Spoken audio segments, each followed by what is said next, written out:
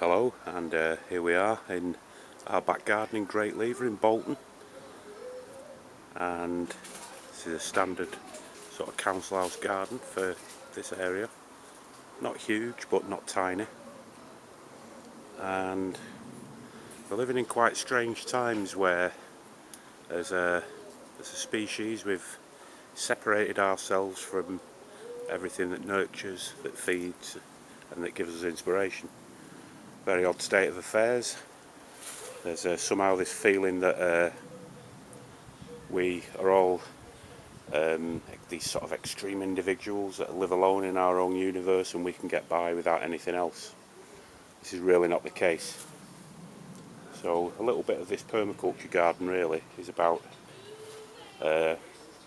integrating and reconnecting with local ecosystems. And originally, about 10 years ago, this garden had a few raised beds in it, a few alpine plants, and gradually over the years we've replaced it with useful self-seeding or perennial plants that can help local insect populations and give us a bit of a yield as well. And it's really this connecting with natural ecosystems that shows us an entirely different kind of economic model than the one that's come about through separation and the glorification of the individual. So we're in quite extreme economic times. There isn't a lot of money about, but if you look at the other side of money, when you hand over your money, what you get, we have a supply of resources here where we don't have to hand money over, and that will be supplying us and helping service local ecosystems for years to come. We've got our red vein sorrel there, self-seeding, Welsh onions, perennial, they last for years. And we've got a huge lemon balm plant there that I've already had 2 gallons of wine from this year. Behind we've got tons of mint yet again, something else that we've made quite a lot of wine from. We've got sage there. We've got red and green gooseberries that we cropped a few weeks ago. Then we've got our bronze fennel here, useful plant. 3 or 4 different crops that you can get from it. You've got the wispy leaves that can be used in salads and various savoury and some sweet dishes even. And then you've got these bamboo-like stems, which in the winter, if you clean them up a little bit and chop them down, because it's a perennial anyway, you've got this usable resource that can be used for crafts. You can use it for firing rocket stoves up and pizza ovens, etc. when it's dried out. And you've got the seeds on top. Yet again, loads of different uses, medicinal in drinks and different sort of food type beverage preparations. And then we've got our old grapevine. This one's been here for probably about 8 years, and we've had probably about a bin bag full of grapes off it over the years. Quite a nice variety. And then this big massive green here is our hop vine, and this is, I think it's about year 5 now, but we've trained the hops up.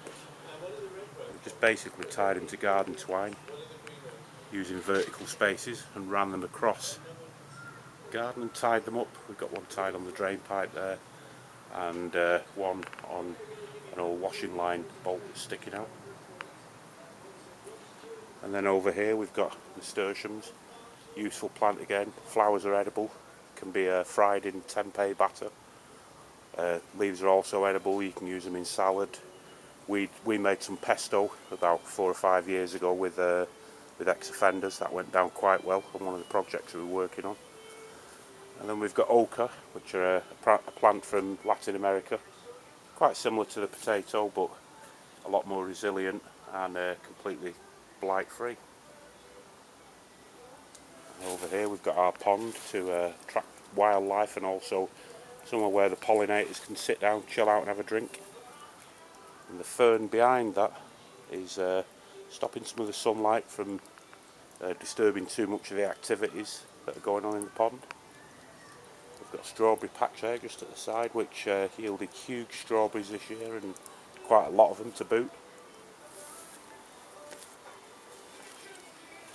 And we've also made use of this old filing cabinet here. We've sown thousands of seeds on it from February onwards, and now we've got beans growing up. The beans are just starting to come through now. And then over in this area here, this gets about 4 hours sun a day. So we've got a rhubarb, which we've already had 2 crops off this year, and we've got these black currants that we've grown from our own sort of mother plants. And here's the outdoor rocket stove, cooking area. It's got a few plants on it at the moment because I've been using my other more portable rocket stove for cooking on this year. There's the rail where we hang the pans and the utensils for the stove. And this hasn't cost us a lot of money really over the years, and the benefits just seem to be coming every year. We see different varieties of birds and insects coming in. We're getting more and more crops. We're getting sort of very high quality crops, oriental salad leaves, fresh 100% organic herbs and hops. So yeah, it's either reconnect with your local life-giving ecosystem, or carry on the linear path of the blind philosophy of individualism and be eternally lost forever. We can only but try. Goodbye.